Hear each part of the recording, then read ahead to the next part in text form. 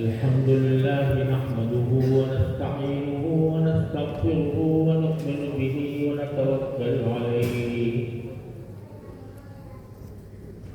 ونعوذ بالله من شرور أنفسنا ومن سيئات أعمالنا من يهده الله فلا مضل له ومن يضلل فلا هادي له وأشهد أن لا إله إلا الله وحده لا شريك له وأشهد أن سيدنا ونبينا وحبيبنا ومولانا محمدا عبده ورسوله صلى الله تعالى عليه وعلى آله وأصحابه وبارك وسلم تسليما كثيرا أما بعد فأعوذ بالله من الشيطان الرجيم بسم الله الرحمن الرحيم إن الله لا يغير بقوم حتى يغيروا بأنفسهم يا أيها الذين آمنوا عليكم أنفسكم لا يضركم من ضل إذا اهتديتم إلى الله مرجعكم جميعا فينبئكم بما كنتم تعملون آمنت بالله صدق الله مولانا العظيم وصدق رسوله النبي الكريم ونحن على ذلك من الشاهدين والشاكرين والحمد لله رب العالمين.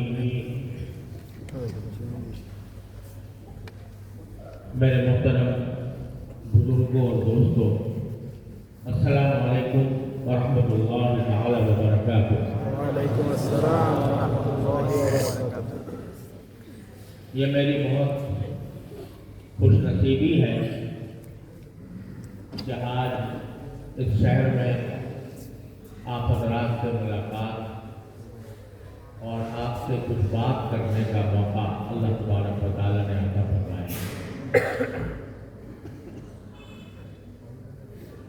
اس شہر میں آنے کی مجھے مدت سے خواہش تھی اور اس لیے تھی کہ یہ مسلمانوں کی بڑی عظیم یادگاروں پر مشتمل ہے. یہاں سب سے پہلے حضرت قاضی اسد ابن فرات رحمۃ اللہ علیہ نے اس علاقے کو فتح کر کے یہاں پر مسلمانوں کی حکومت قائم کی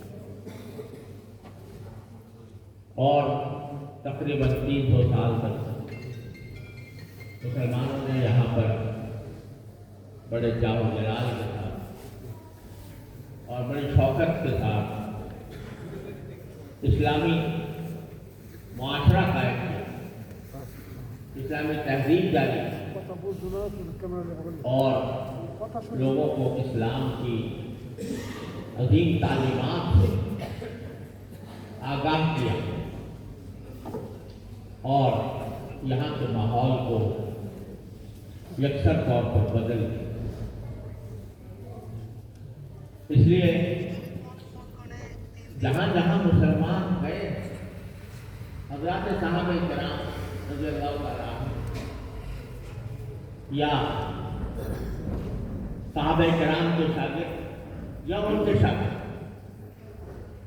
تو مجھے ہمیشہ دل چاہتا ہے کہ ان کی یادگاروں پر حاضری دی جائے. اور ایک شاعر کا شعر مجھے یاد آتا ہے کہ جہاں جہاں تیرے نقش قدم نظر آئے، جہاں جہاں تیرے نقش قدم نظر آئے، زمین شوق لیے ہم وہیں پہنچے. تو ایسے مقامات پر حاضری میری بچپن سے مجھے اس کا شوق ہے. اندلس بھی جانا ہوا، اسپین بھی جانا ہوا، اور شرق اوسط بلکہ شرق ایشیا کے ممالک میں بھی جانا ہوا.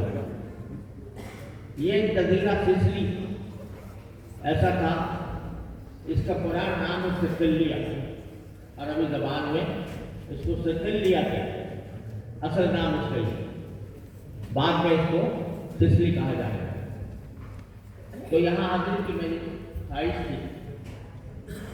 اللہ تعالیٰ ہمارے ان دوستوں کو جزائے خیر عطا فرمائے جنہوں نے اس کے اسباب مہیا فرمائے، اور یہاں کے علماء کرام جو الحمدللہ یہاں پر دین کی عظیم خدمت انجام دے رہے ہیں، میں ان کا تہ دل سے شکر گزار ہوں کہ انہوں نے اس ناکارہ کی عزت افزائی فرمائی اور بہترین مہمانی میزبانی کی.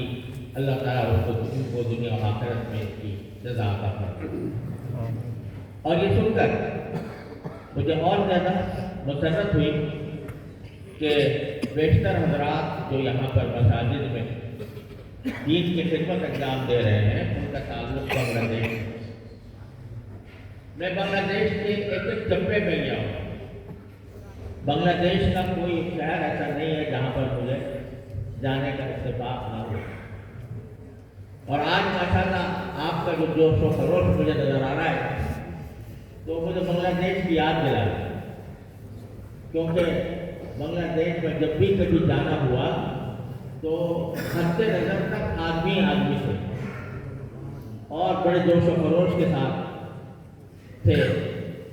صرف اتنی بات ہے کہ وہاں جب ہم جاتے ہیں بنگلہ دیش میں اور اس کے مختلف شہروں میں تو سب سے بڑا مسئلہ یہ ہوتا ہے کہ کس طرح مسافروں سے بچا جائے.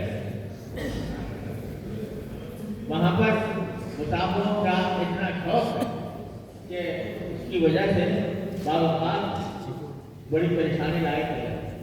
مگر ماشاءاللہ آج آپ کا مذہب دیکھ کر مجھے بڑی خوشی ہوئی. اللہ تبارک و تعالیٰ اس مذہب کو دین کی مقاصد کے لیے قبول فرمائے اور آپ کو زیادہ سے زیادہ اللہ تعالیٰ کی حکم کے مطابق اس ملک میں دین کی حفاظت اور دین کی ترقی کی توفیق عطا فرمائے.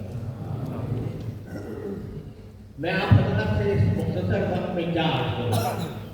آپ تو خود قابل تعلیم اور آپ سے نصیحت لینی چاہیے.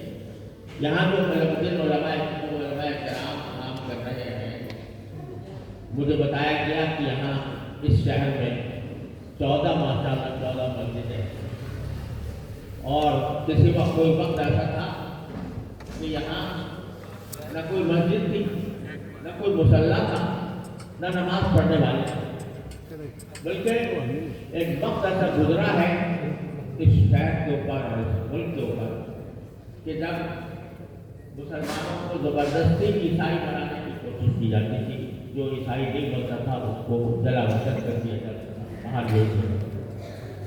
الحمدللہ آج یہ دیکھ کر بہت خوشی ہو رہی ہے کہ 14 مسجدیں اللہ تبارک و تعالیٰ نے یہاں پر آپ حضرات کی محنت سے، آپ حضرات کے جذبے سے، آپ کے شوق سے یہاں پر قائم فرمائی. اور یہ بھی سنا ہے کہ چرچ کا جو خرید کر ماشاءاللہ اس کو مسجد